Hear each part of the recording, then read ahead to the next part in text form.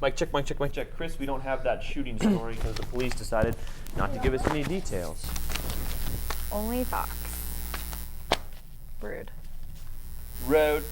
Oh, my eyes hurt so bad. Alexander, you want to unplug your mic and then plug it back in for us? Yeah, I heard that. You're buzzing bad. Like a bee.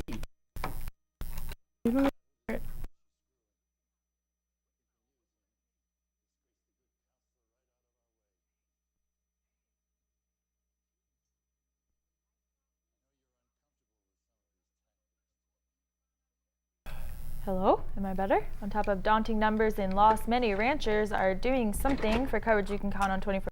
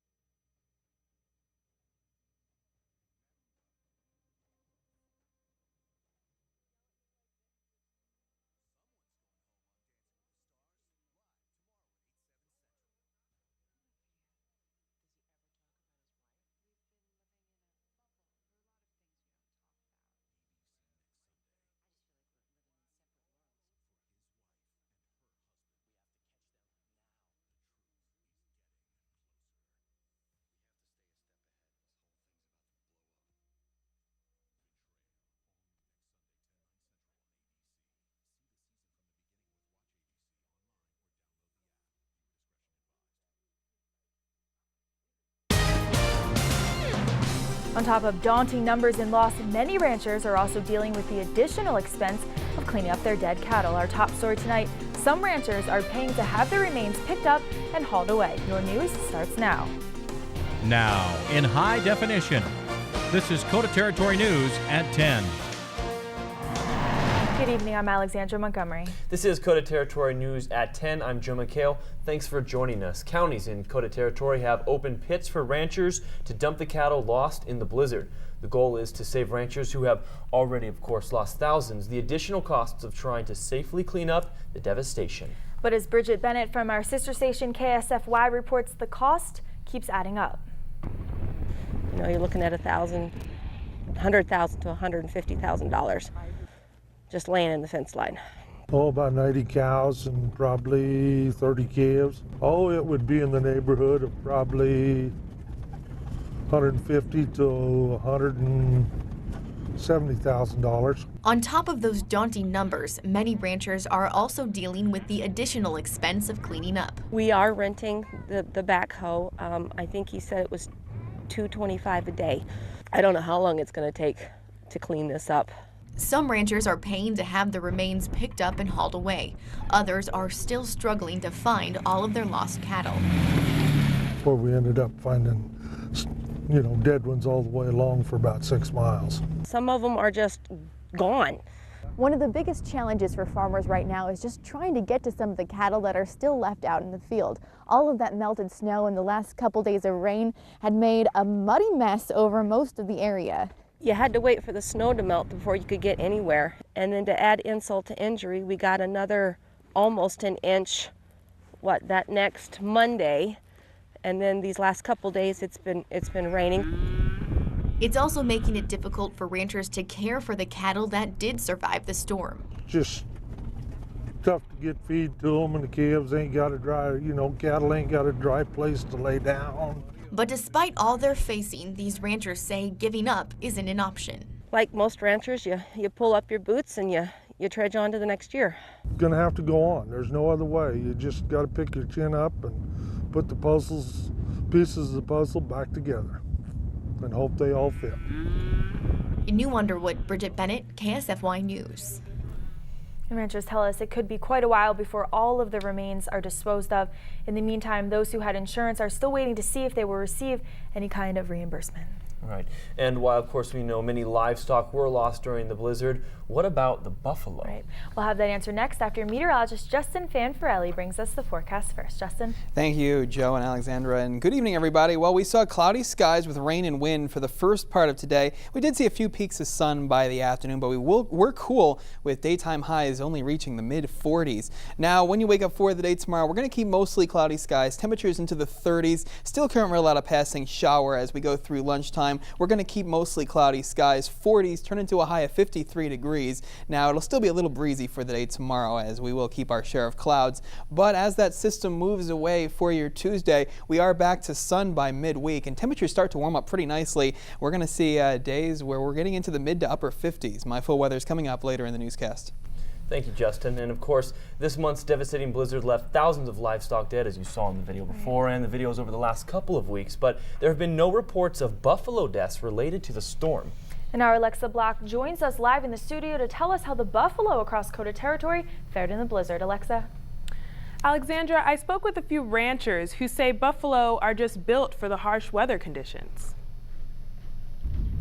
These buffaloes are survivors. They got through this month's storm without any trouble, it seems. Buffalo have developed quite a resistance to cold weather. Their thick coats and their instincts to walk into the wind allow them to handle harsh weather conditions. Rancher Travis Michelson says buffalo are used to the ever-changing South Dakota weather, better than other livestock. They're just not as susceptible to being pushed by the wind, being affected by the cold as modern beef cows. Michelson's neighbor and fellow buffalo rancher, John Kamak, is amazed by the buffalo's resiliency. Amazes me every time I think, oh my goodness, there's going to be a wreck out there after a big storm, and we've never had anything ever drift. And this storm was huge and nothing moved out of any of their pastures. Buffalo are still returning from near extinction in the 1890s, and a storm like this isn't going to keep the burly beasts down. Alexandra? Thank you, Alexa, joining us live. Kamak's family ranch has 425 buffalo, and Michelson has 125.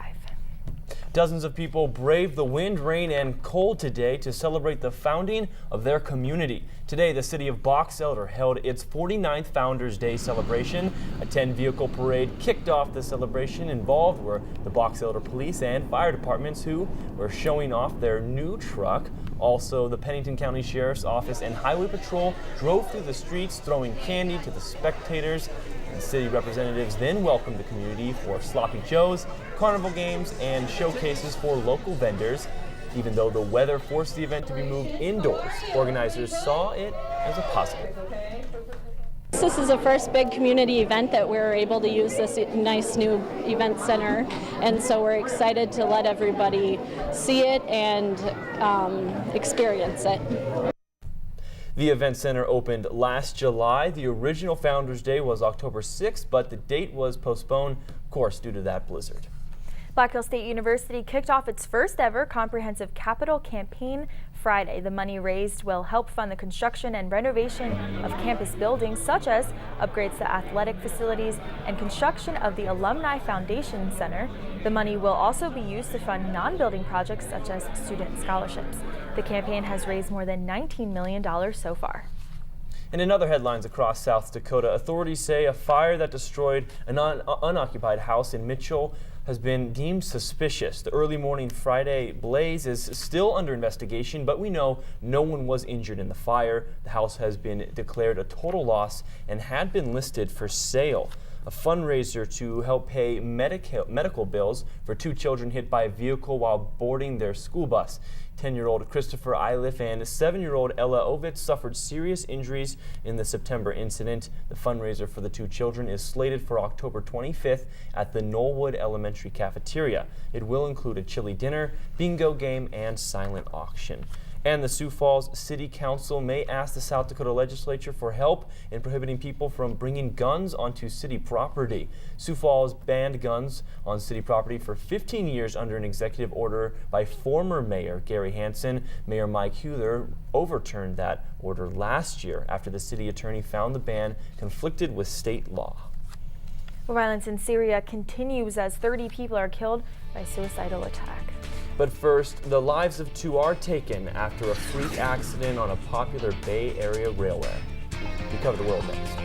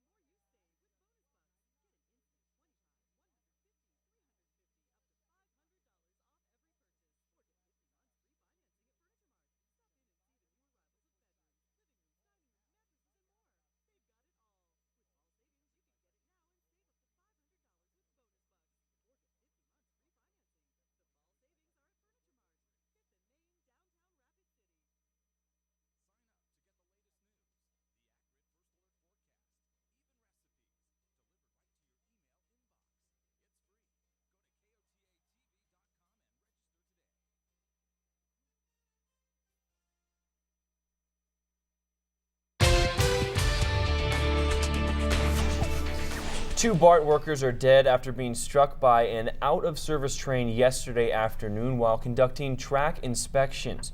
According to Bay Area transit officials, the train was on a routine maintenance run. BART officials also said the 2 killed had extensive experience working around moving trains in both the freight and commuter train industry. The accident is still under investigation. And at least 30 people were killed in a suicide truck bomb attack on a government checkpoint in central Syria today. The state news agency says the rebels drove a truck laden with over a ton of explosives into the post at the eastern entrance of the city. The explosion appears to have set fire to a nearby patrol truck, increasing the damage and casualties. It is believed an al-Qaeda group carried out the attack. People are arresting easier in Florida tonight now that 2 escaped murderers are back behind bars. They were recaptured peacefully when police surrounded them in a motel room yesterday. Authorities have yet to unravel the slick scam they used to spring themselves. ABC's Chuck Severson reports they were in court today. Mr. Walker, this is your first appearance. You've been arrested on an in-state warrant. From the lamb to the lockup. I'm going to schedule you for a return first appearance on the 25th of October, just to verify that you've been retrieved by the Department of Corrections. Joseph Jenkins and Charles Walker were in a Florida courtroom today. Their brief taste of freedom snapped short. There's been a request that you be held without bond. I'm going to honor that. The convicted murderers resume life sentences without parole. Their escape route came to an end here at this motel room in Panama City Beach. Acting on a tip, police swarmed the area, cornered the pair, and ordered them by loudspeaker to surrender. They both exited with their hands in the air and really, at that point, went into custody without further incident. Just hours earlier, the men's families had pleaded with them to give up. We just want you to surrender yourself to someone who you trust. In 1998, Joseph Jenkins killed a father of 6 in Orlando. Charles Walker fatally shot a 23-year-old man in Orange County a year later. But the convict strolled out of prison weeks ago thanks to these. Fake court orders, skillfully crafted, complete with official signatures copied from real documents. And police say the elaborate plot was ongoing. They were awaiting transportation from Atlanta to be transported to another state. Authorities promise more arrests We will be backtracking to those who helped carry out this fraud, and along the way, we will be looking closely at anyone who may have helped harbor these fugitives. Chuck Sievertson, ABC News, New York. Tails were wagging and snouts were sniffing at the adorable dog show earlier today. But first, meteorologist Justin Fanfarelli says we'll keep the clouds for tomorrow, but we will see our share of sun throughout next week. His accurate first alert forecast is next.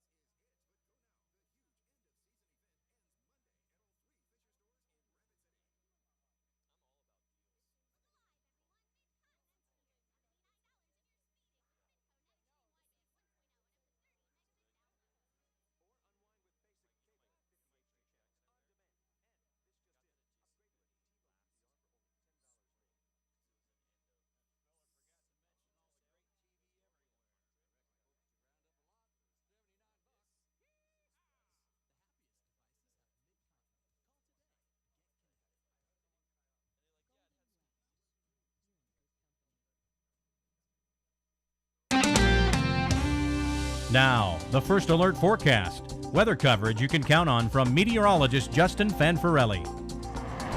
And thanks for staying with us. This is our Golden West weather camera. It's out in Wall, and as you can see, we kept our share of clouds for the day today. The plains didn't see a lot of rain, but it was windy out there, as you can see with this flagpole in the foreground.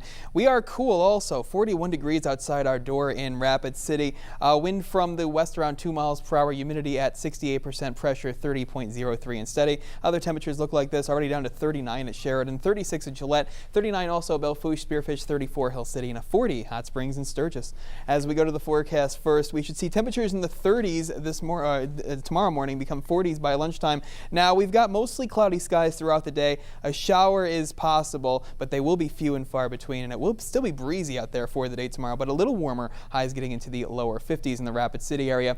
Out towards Sheridan to the upper 50s, mostly cloudy skies, and we keep mostly cloudy skies, and they will keep the breeze down towards Scottsbluff with a high of 60 for the day tomorrow. Highs today look like this. Now, across western South Dakota, most of these highs were hit at midnight. We were mainly into the mid-40s for the day today. That's all we did. 46 your high out towards Sheridan, and into the mid-50s into the Nebraska Panhandle. So the satellite loop over the last 12 hours kept mainly cloudy skies across our forecast area. There are those scattered rain or snow showers across western South Dakota, and we're also seeing more rain showers developing down toward the Scottsbluff area, but we are going to keep mainly cloudy skies for the day tomorrow. Now, we are one of the cooler spots in the country. 39 outside our door at the Rapid City Airport right now, out toward Minneapolis, 37 at Denver. You don't get into the 40s and 50s until you get into the Midwest right now. That's where they're seeing the bulk of the precipitation across the country, seeing some snow showers into Minnesota, now getting into Michigan, Wisconsin, and our weather coming from the north and from the west. That is a pretty dry weather pattern to have systems come from. So we're only getting a few sprinkles or snow showers out there, but this frontal boundary set up over us for the day today had that flow from the north, and it kept temperatures way down, only into the mid-40s for the day today. The good news is that it is going to start to change even as we go through the day tomorrow. Still with the frontal boundary set up over us, it will come back as a warm front. So temperatures are going to get into the lower 50s. We will still keep mostly cloudy skies, showers possible, and it'll still be breezy out there for your Monday. Now, high pressure to our south is starting to work its way in for the day on Tuesday. We will still keep mostly cloudy skies. It'll still be cool for this time of year. Temperatures not getting out of the lower 50s to mid 50s for highs for your Tuesday. And then for the day on Wednesday, this will be our warmest day so far. High pressure to our south is in charge of our forecast. Going to see partly cloudy skies, and still we have that flow from the south. So temperatures will get up to the high 50s to near 60 as you make your way across our forecast area. More high pressure works in for the end of the week, and we'll continue this dry and sunny weather pattern. I'll tell you all about that in your local forecast.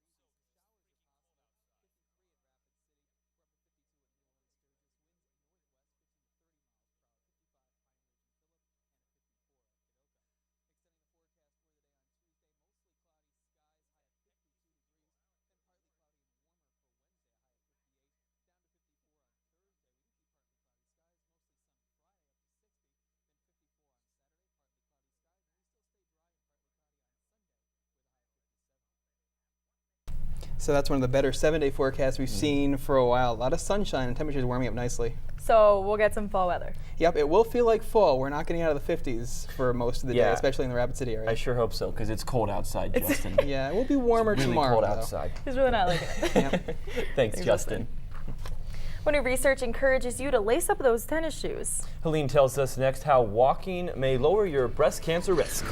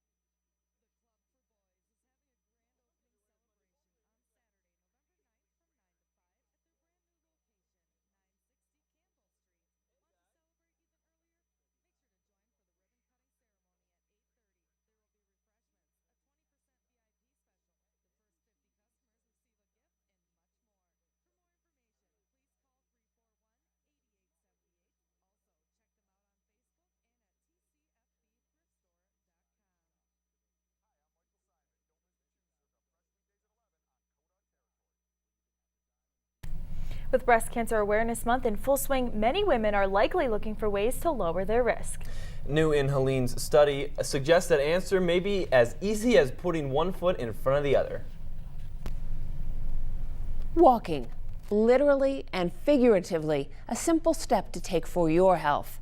But it may not be just your heart and waistline that benefit. New research now shows that walking may lower breast cancer risk as well. Researchers with the American Cancer Society studied data on more than 73,000 postmenopausal women, comparing their breast cancer risk to exercise habits. Those who met the weekly requirement of 150 minutes of moderate to vigorous exercise had a 25% lower risk than those who did not exercise at all. The surprise? Walking is linked to a 14% lower risk of breast cancer, even if no other exercise is involved. Bottom line, it's not too late to walk away from breast cancer. Our Health Focus report, a breakthrough, back surgery fixing faulty spines. I've probably made hundreds of quilts. Sherry-Ann Wilton is happiest with a needle and thread in hand, but quilting was just too painful when Sherry-Ann injured her spine 15 years ago. It happened after she passed out and fell in her bathroom one night. Went down, I put my head through the wall, so I caved in the wall. Excruciating neck pain and migraines followed. Like a hot poker in my back. She had a spinal fusion to fix the problem, but over time, the discs on either side of her spine disintegrated, and Dr. Kenneth Light says her spine was fused in an awkward position. And what it did is it made the discs above have to work twice as hard when the patient looked straight ahead. Dr. Light cut where it had been fused, straightened it, and replaced the faulty discs with 2 artificial implants. By cutting the fusion here and putting the disc replacement in, it allowed the spine to straighten itself here. Now put your head back. Sherry-Ann was one of the first patients to have the surgery. I feel like a brand new woman. I do. I feel like I got my life back. And now pain is not interfering with her passion. The disc replacements should last a lifetime. In rare cases, these implants can migrate into the bone, but Dr. Light says that risk is extremely unusual. Spinal implants have been used in Europe for over 30 years, but have only been used in the U.S. for about 7. Email me if you want to read the full-length doctor's interview on fixing faulty spines. And you can watch this or any HealthCast again for 30 days on our website at KOTA-TV.com. With the Family HealthCast, I'm Helene Duhamel. Next, we catch up on the state high school soccer tournament. And check out who's got the W's today in the NFL. Mr. Nabil Brent Ramana has that news and more in KOTA Sports.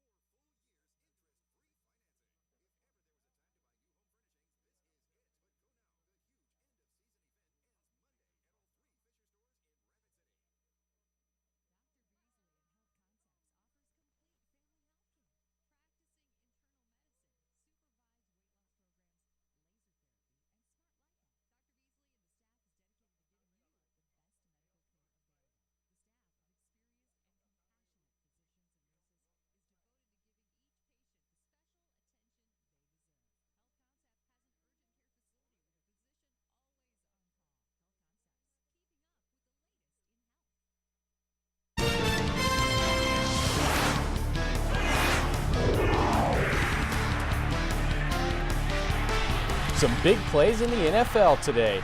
Good evening, everyone. Hope you all had a great day today. And if you had the opportunity to just sit back on the couch and watch some football all day, I'd say that's not a bad Sunday. Some great games out there today as usual, but first let's catch up on some scores from the state soccer tournament. And here's some scores for you. After beating Sturgis 6-2 on Friday, the Lady Broncs lost in overtime to West Central in the title game by a score of 2-1. And with that, the girls of West Central are your South Dakota state champions. And the Belle Fourche boys also made it to the finals where they fell to Huron 3-1, crowning Huron as the champions for the boys. Congratulations to all teams that competed. The Packers hosting the Browns today in Lambeau. And Aaron Rodgers will get the party started here as he hits Jermichael Finley, who runs over to Sean Gibson, then spins off another defender and walks in for the touchdown. Take another look here as Finley comes through like a wrecking ball. Packers lead 7-0. Later in the first, and Eddie Lacy will power his way into the end zone, then decides to do the Lambeau leap, score now 14-0. Fourth quarter now, Packers lead 24-13, and Rodgers hits Jarrett Boykin, who also decides to run through the defender instead of around, and he gets a touchdown. Packers all about lowering the shoulder tonight. Packers fans are just fine with that as they get to hang out with multiple players tonight after Lambeau leaps. Packers overpower the Bengals 31-13. Who wins in a fight between a lion and a tiger? Well, let's find out. Andy Dalton and the Bengals dropping back here, and he's going to throw the deep ball to Tyler Eifert, who makes the back shoulder catch. Bengals lead 21-10. Fourth quarter now, 24-7. Bengals lead. Lions not happy about that, so Matt Stafford will now go deep, and he hits Megatron, who will make the incredible catch. He pulls it in like a magnet. Let's take one more look here. Three guys around him. Yep, his hands are like a magnet.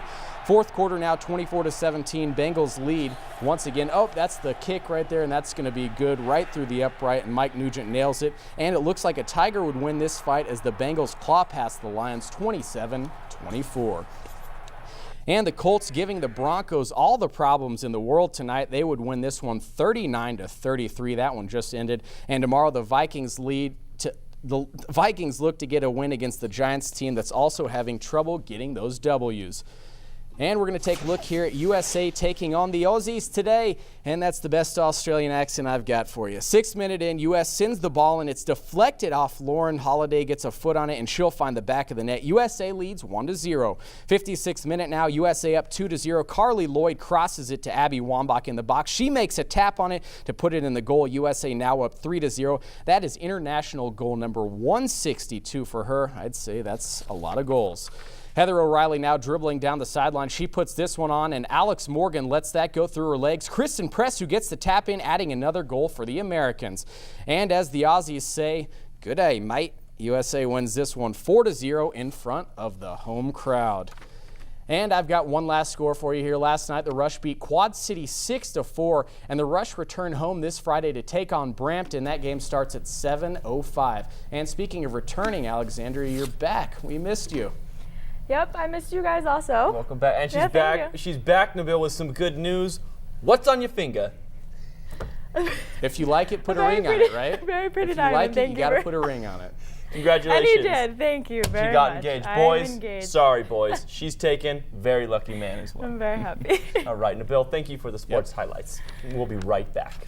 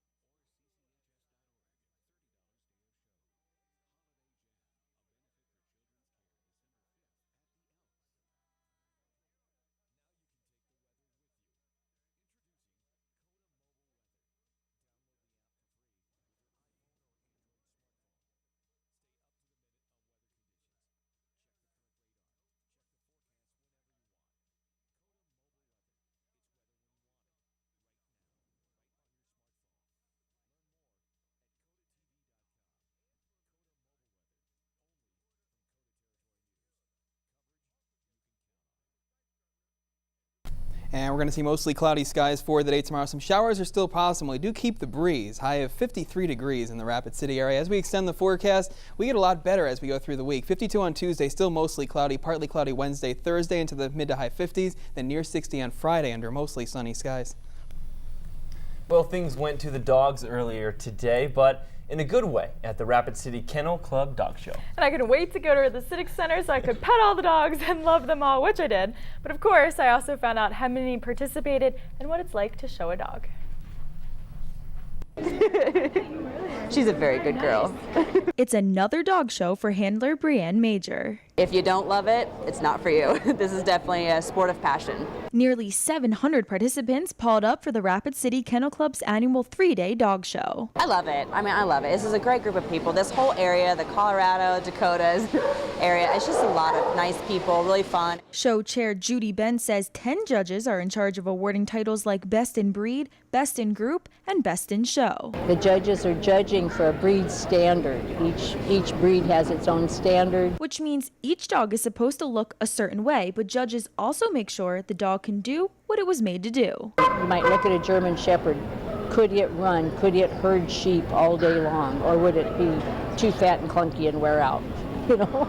Which means, like their furry friends, judges have a lot to remember. The studying and the seminars and the specialties that you have to go through, it takes a long time.